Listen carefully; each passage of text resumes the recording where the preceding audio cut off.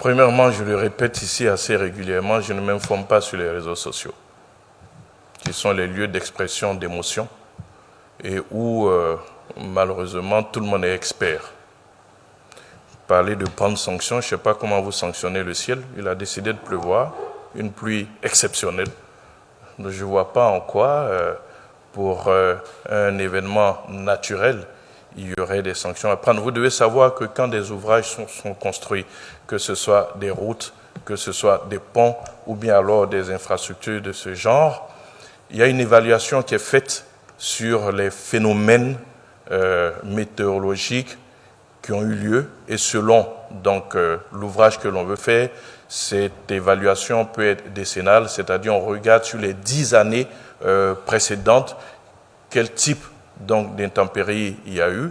Et dans le cas des ponts, par exemple, cette évaluation peut aller jusqu'à 100 ans avant pour savoir quel est le niveau maximum de pluie qu'il y a eu.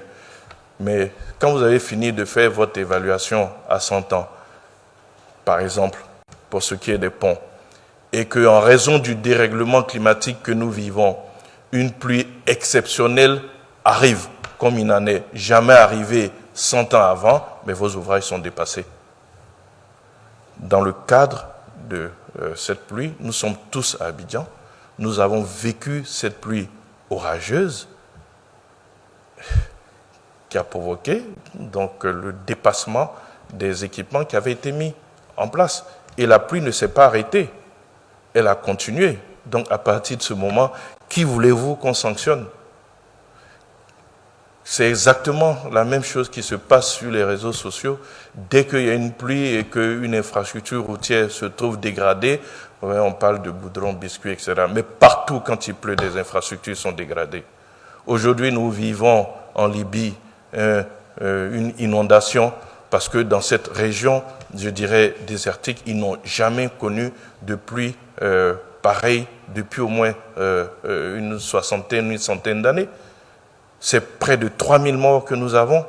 Qui on va les sanctionner là-bas? Quelle infrastructure pouvait prévoir donc, je dirais, ce phénomène-là? Alors donc, je pense qu'il faut arrêter un peu. Je sais que les populations sont friands de sacrifices et qu'ils espèrent qu'on coupe des têtes, mais là, il s'agit d'intempéries. C'est une pluie que nous tous, nous avons vécue. Et en tout cas, pour ce qui concerne le porte-parole que je suis, je regarde les événements, je vois une pluie qui n'a pas été prévue, que l'on n'a pas, pour lesquelles les installations qui ont été créées n'étaient pas prévues, mais c'est une chance, justement, que cela soit arrivé.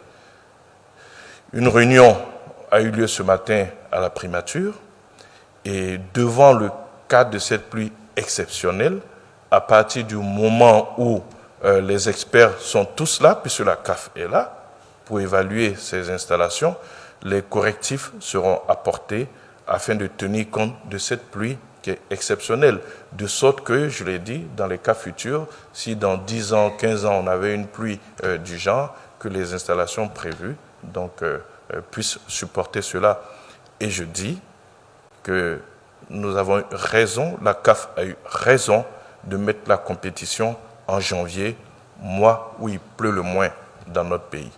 Donc voilà ce que je puis dire. Des instructions ont été données. Les experts, dès cet après-midi, iront évaluer et puis ils verront exactement ce qu'il faut au cas où on a une pluie de ce niveau-là. Les services de la météorologie vont évaluer pour voir combien de millimètres de pluie il est tombé en cette soirée-là, en quelques heures. Et à partir de ce moment, ils verront comment dimensionner les ouvrages. C'est une chance que ce soit arrivé. C'est cela aussi, tester des infrastructures avant la compétition. Donc, remercions que ce soit arrivé, parce qu'imaginez ce que ça aurait été si ce n'était pas arrivé pendant la période test et que ça arrivait pendant la compétition. Mais bon, on croise les doigts, on sera en janvier, et en janvier, en général, c'est d'harmattan. Il ne pleut pas en harmattan,